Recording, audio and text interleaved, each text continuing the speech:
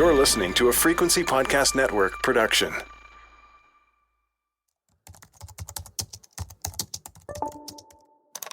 Hi, Jordan. I'm absolutely loving the new show. Something I would be thrilled to have you explore is how do I heat my home in this economy? The voice you're hearing belongs to Joe. He's the lead producer of our other show, The Big Story. Joe is reading an email on behalf of a listener named Matt, who lives in Nova Scotia. Matt wrote to us explaining that he is struggling to keep up with the cost of heating his home. He's got a lot of questions. What am I and others likely doing wrong with our furnace, heat pump, wood stove, baseboard, all that stuff that's making our homes less efficient? Is it just as simple as opening my blinds during the day and closing them at night? And what I'm also wondering is, how bad is it for me to use something like a heat dish or a space heater? But at the end of the day, what Matt really wants to know is this. Should I just be accepting that wearing a winter coat indoors is appropriate in this economy? The era of climate change may have given us more inconsistent winter temperatures, but it's still Canada, it's still cold, and our heating bills remain hot. According to Natural Resources Canada, in 2021, space heating cost the average Canadian homeowner more than $1,100 a year. That's more than half of the amount people spend on energy. And those bills have been on the rise. Last winter, Yahoo Finance conducted a cross-country survey that found nearly 3/4 of Canadians reporting higher energy consumption costs. Matt's one of them, I'm one of them. If you're listening to this, you probably are too. In fact, many people across Canada have taken or have seriously considered more drastic measures to stay warm. Last October, a Statistics Canada survey on energy use revealed that 1 in 7 Canadians had spent money they otherwise would have used for things like food and medicine to keep their heat on. Meanwhile, 1 in 10 households reported they had been late or unable to pay their energy bills in the past year due to higher energy prices. Now listen, if you're like me, you know that your heating bills get higher in the winter months, but the fluctuations over those months are largely a mystery. Was it just extra cold outside? Did someone leave a window open for a while? Did we just forget to turn the thermostat down at night? Who knows, but this month it's more. Whether you have a furnace, a boiler, a heat pump, or something else entirely that keeps you warm, very few of us actually know why our heating and cooling systems cost as much money as they do, and whether or not we can do anything to make them run more efficiently. But thankfully, we found somebody who does. I'm Jordan Heath Rawlings, and you're listening to In This Economy. This is the show where we help you understand the systems that create our money problems. We tackle everything from marriage to grocery bills to credit card debt, mortgage rates, and the climbing costs to heat your home in the winter and cool it in the summer. Now, in each episode of this show, you'll hear from a listener like Matt who faces a financial challenge, and we'll go to an expert who knows that area of the economy well enough not only to explain why it happens that way, but to offer us, if not perfect solutions, then adjustments or tips and ways to work towards what we're aiming for, even in this economy.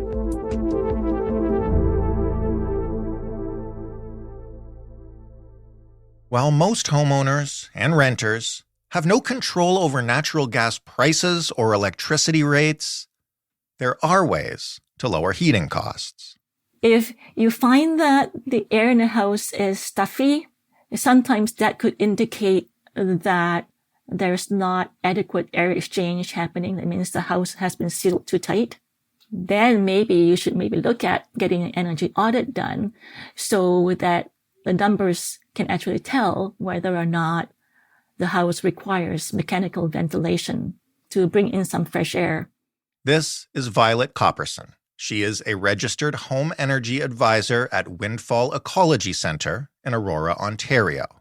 Violet's job is to help you pay less to heat and cool your home and she regularly conducts what are called home energy audits. So that's a process where an energy advisor learns more about the home in terms of, what kind of insulation level it has, what kind of heating and cooling equipment and hot water heater it has. They also come equipped with what we call a blower door, and that measures how many air changes takes place in the house. And all that information with proprietary software from Natural Resources Canada, one can pinpoint where in the home loses energy the most and what also uses the most energy in the home. And then through that process, an energy advisor can also recommend certain upgrades for the house to make it more energy efficient. It also has reports that gets generated and sent to the homeowner where it can be used as guidelines, what kind of upgrades to do first and so forth. When you do those things, because I realize we can't speak to everyone's situation individually, but what are some of the things you typically find that are causing people to, I guess maybe how's the best way to put it, not get the results of the heat that they're paying for? Does that make sense? Yeah. So a few things in homes that loses heat. So let's imagine, let's say in the winter right now, and then you go out there in just your t-shirt and shorts, you'll be super cold. So you need to wear winter clothing, right? Mm-hmm. Same goes with homes. Some older homes are not as well insulated as homes these days. And then, of course, the older homes would lose more energy, or the occupants inside those homes would feel the cold more than ones inside newer built houses. But that doesn't mean that the older homes cannot be improved to be just as well insulated or even better than some new homes. So insulation is one thing. What else is on the table in terms of common causes for homes feeling cold, even when, the heat's at a level that you think is should be stable for you and is also pretty expensive? So if the heating system is not sized right to heat the home, it may not be able to deliver the same temperature throughout the house. Sometimes not just insulation, but the quality of windows themselves. Lower efficiency windows, it can't insulate as well as higher efficiency windows. Drafts in a home can also be a huge contributor to comfort and energy loss. Sometimes it's not just one particular thing, but a number of those things together that can contribute to comfort and energy gain and loss in a house. Do homes usually have, and when I say homes here, I guess I can also be referring to, apartments and condos, but do homes typically have the right heat source for them? And I ask this question because I'm sure there are a ton of people right now who have been hearing about heat pump rebates and should I get one? Lots of people have older furnaces, which I guess are more expensive, but might work better. Like, how do you determine what's right for your home? Now, whatever the energy source is for heating the home, first off, the key is to make sure there's adequate insulation to be able to keep the heat in better. Right. But a lot of times to improve a building envelope is a huge endeavor, because in some homes that may mean gutting a house down to the studs. Right. And adding insulation to them. There are simpler applications where some homes built in such a way they are not solid masonry, but they are framed houses whereby there is actually an empty cavity that they can fill quite easily with insulation. Some homes are insulated, but insulation can also be added from the exterior, from the outside of the house, and then have it recladded. That can also be done. However, it's a huge endeavor. It's and quite not cheap, expensive. I imagine. No, it's not cheap. And a lot of people just cannot afford to do that. And on top of that, most houses, or where people are complaining that it's time to do something, then typically the lower hanging fruit is a heating and cooling system replacement. Because it can be done quite easily and very quickly. And the return on investment is quite high and quite fast. Is that a heat pump that you're talking about or other options? Yes, it's a heat pump. In case you're unfamiliar, heat pumps can both heat and cool a home, replacing both your furnace and potentially your air conditioner. They are generally more efficient than gas furnaces, but that efficiency may be affected by truly frigid temperatures. So take that into consideration if you're in some of Canada's coldest spots. Back to Violet. There are different types of heat pumps available. Standard or cold climate. Cold climate ones can function down to minus 25 Celsius outdoor temperature. The more expensive ones can function down to minus 30 Celsius. So it captures available heat from the air outside and it transfers to inside the home. What kind of cost are we typically talking about for the average, semi-detached house or whatever that wants to switch from a furnace air conditioner to a heat pump? Now, if you're talking about just the heat pump alone, it can go from $7,000 to $14,000. But sometimes it also involves replacing the furnace. So it's the entire system. And that can run anywhere between $10,000 and $22,000 for the average size home. Wow. Yes. There are rebates involved, but that's still really expensive. Yes. But if you compare replacing the entire system with a heat pump against the traditional furnace and air conditioner, it's really not much different after rebates. Just one more quick sidebar. Yes, I am aware that is a lot of money, and I can't afford to do this either right now. But the rebates are substantial. The federal government has recently offered to cover up to $10,000 towards home efficiency upgrades, and that's on top of helping you cover the cost of getting a home energy audit like the ones Violet conducts. Okay, for real now, back to Violet. You'll be looking at around 250% efficiency compared to 100% efficiency from traditional electric furnace. It's huge. In the long run, how much money can that save? And if somebody's listening right now and trying to do in their head, the cost benefit analysis, you mentioned it can cost, $10,000 to $20,000 to do this whole retrofitting. But how much money are we talking about, especially during the winter months, the difference between those efficiencies? There was a study done. So for the average home, if you're going from electricity, 100% electric resistance to a heat pump, you're talking about a 50% reduction in cost based on today's prices. Oil, similar. Propane, around 45 to 48%. So quite significant difference.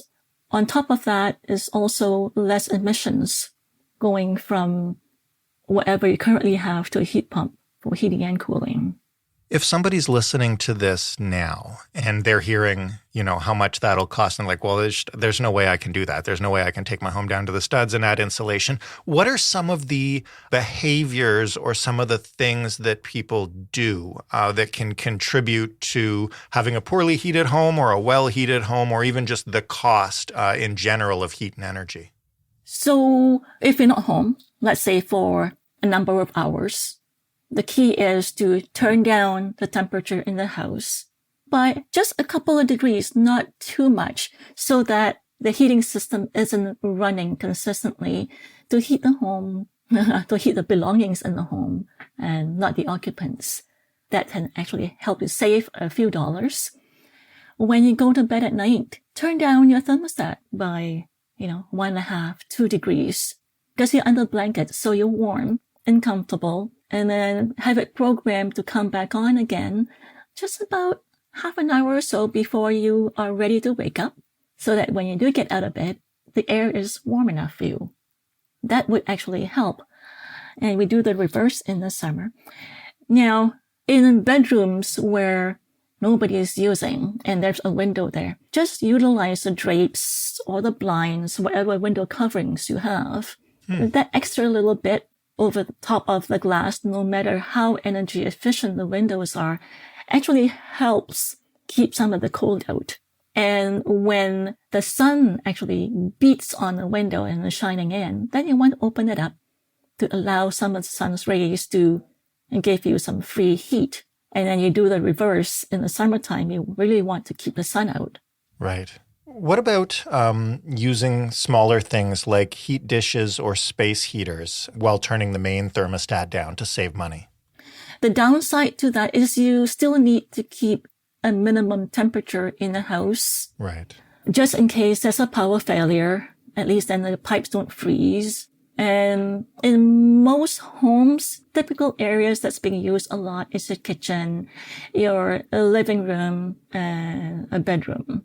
Now, in a big house, I can see the bedrooms being, where you have individual heat controls. They can be turned down, or you can just close the doors and close the heat register so you're not wasting energy to heat and cool the places that's not needed. But you're still using some heat in majority of the average size home, I would say. However, let's say you want to sleep in a very warm room at night, you can close that door. And yes, then by all means use a space heater just to boost the temperature in that room you're in and have the rest of the home on a slightly cooler temperature setting. Keeping in mind, space heaters are space heaters. They're 100% electric resistance, so it's more expensive to do that.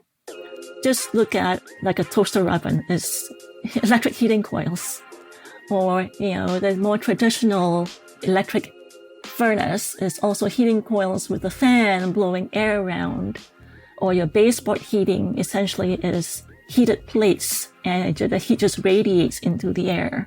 So if at all possible, switch to a heat pump.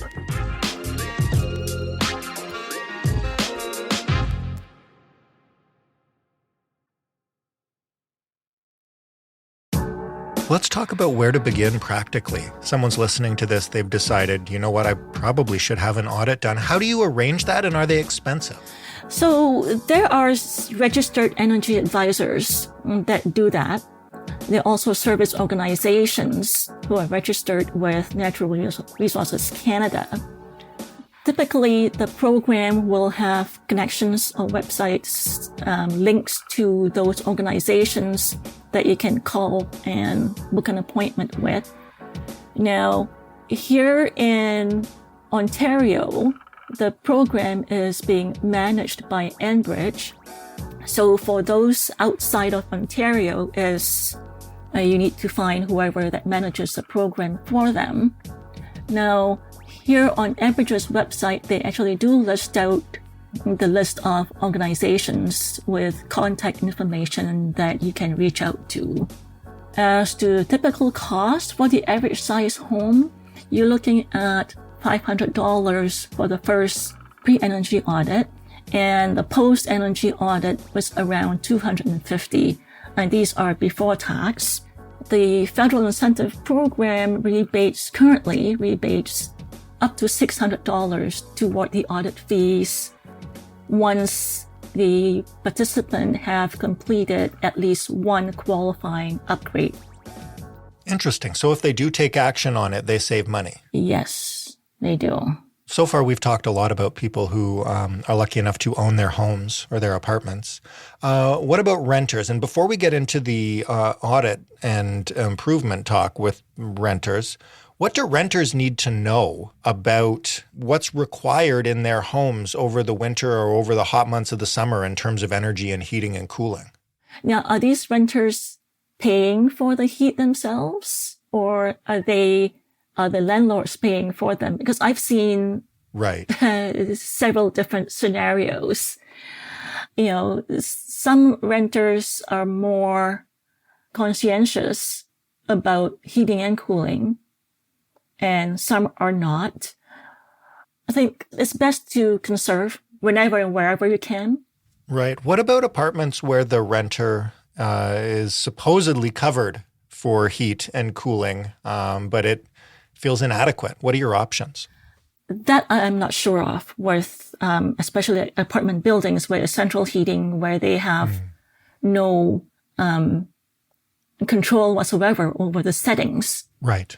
But my understanding is those rentals are mandated by law to keep a minimum temperature for heat in the winter. Mm-hmm. In fact, I've been to some places where it's actually so warm in there.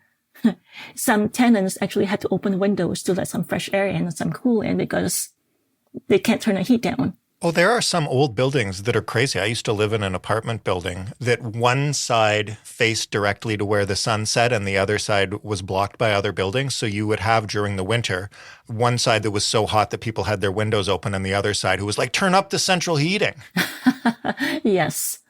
Unfortunately, in those cases, because you have no control over the building envelope themselves, what you can only do is, what can I do to the window? I mean, you have the highest energy loss is through the piece of glass. Right.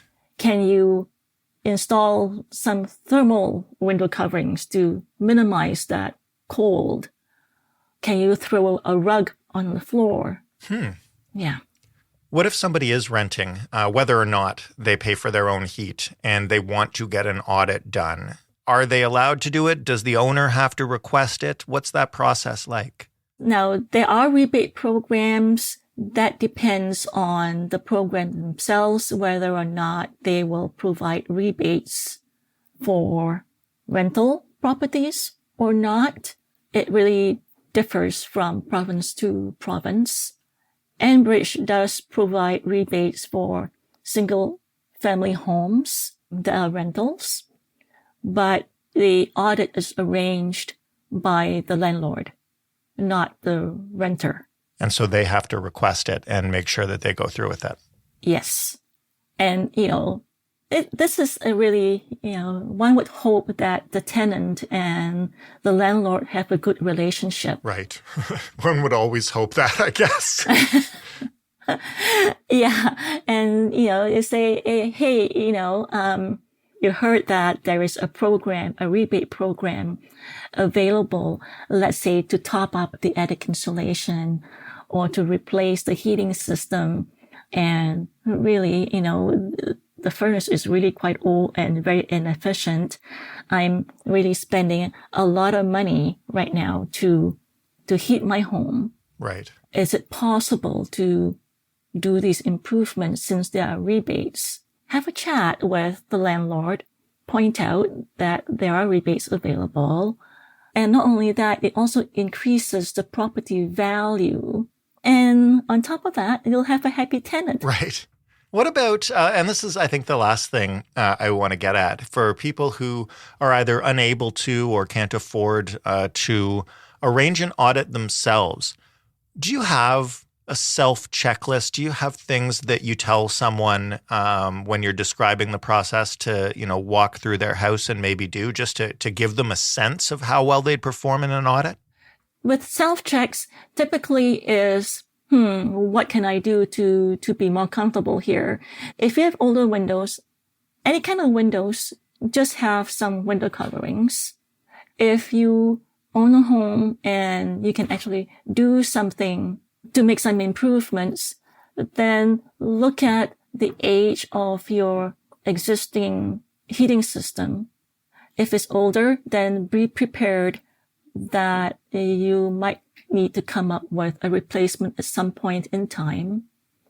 And you could essentially, let's say for a gas furnace, high efficiency gas furnace typically have an average useful life of about 15 years before it either needs to be repaired or it needs to leave the house and be replaced by something else better.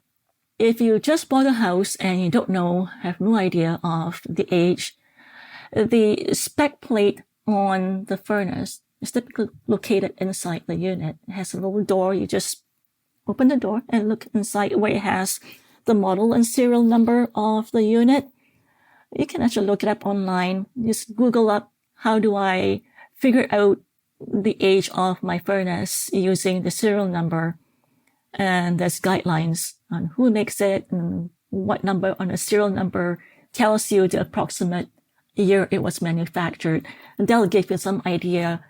Now, all forced air heating equipment have a filter, an air filter.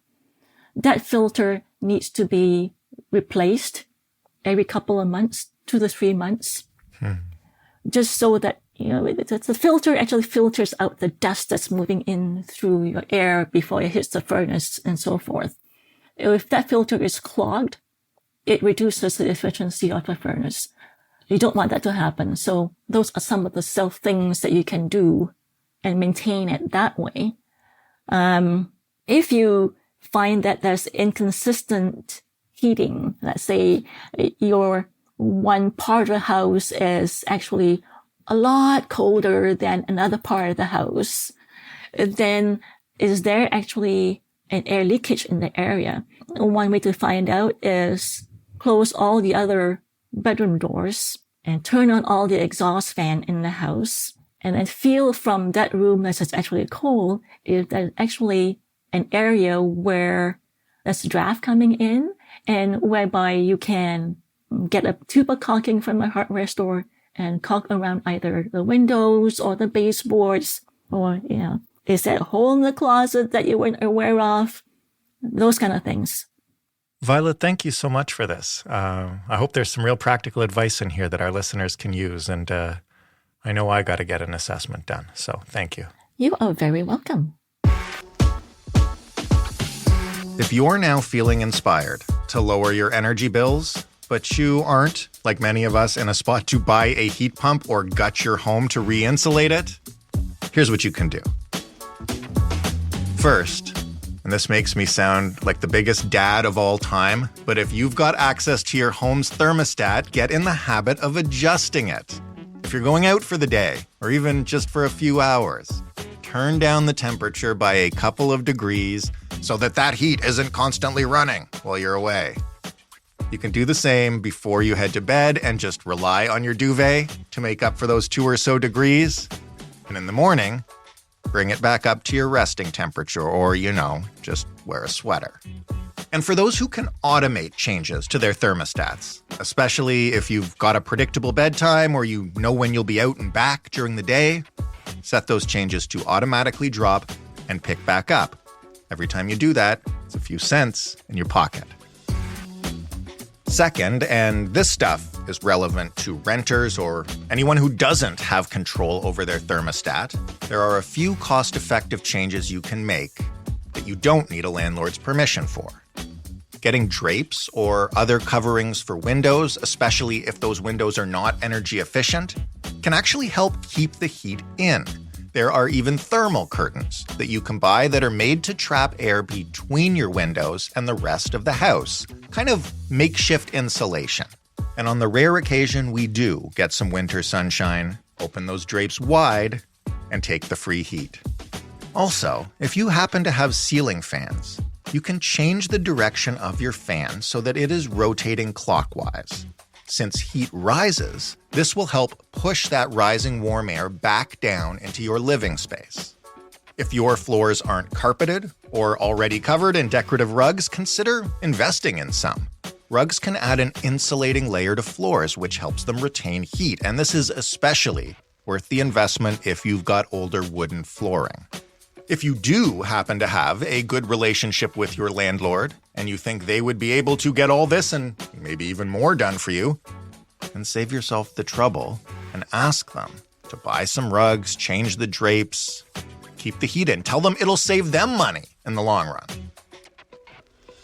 Finally, if you're looking to make more substantial changes, long-term things that still stop short of gutting the house, you can consider upgrading your system to a heat pump. If not that, and you're looking for something substantial but cheaper, get a professional energy audit done on your home. I can tell you all about the tips and tricks from YouTube and everywhere else, but experts like Violet will be able to tell you exactly what you can do to make your place specifically warmer in the winter and cooler in the summer. If you're able to find the cash either for the heat pump or the audit, the federal government does offer rebates. For those audits alone, $600 is being offered towards that fee. And for the renters wanting an audit, make sure to mention the rebates when you make the pitch to your landlord. And again, listen, we know landlords sell them on the fact it is saving them money. I will say thank you one last time to Violet for taking us through a home energy audit and providing so many tips for renters and homeowners and me personally. And thank you to Matt for writing to us about the rising cost of heating our homes. By the time you hear this, winter will be almost over, so listen, you've got time to plan for the next one. If you would like to share your money problems like Matt did and get some advice from an expert like Violet, then of course, we want to hear from you. We will find somebody who really gets it to talk with us. You can email us anytime. The address is hello@itepod.ca. And if you'd rather talk it out, you can leave us a voicemail at 416-935-5935. And please remember, if you want to actually hear back from us, you don't have to leave your real name, but we do need your real phone number or email address, or you're just lost to us forever. If you want more of In This Economy, we want to keep making it for you. In order to do that, we need your support. The best way to do that is by finding this show in your favorite podcast player and rating and reviewing it, telling everyone how much you like it and how relevant it is.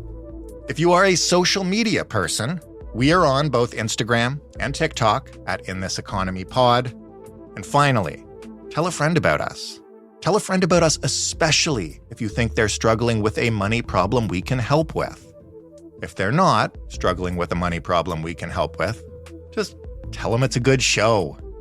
Listen, we read every email, we listen to every voicemail, we take your feedback seriously, and we want more of it, and we're always appreciative when we do hear from you. I am your host and your executive producer, Jordan Heath Rawlings. This episode was written and produced by Ali Graham. Our showrunner is Stephanie Phillips.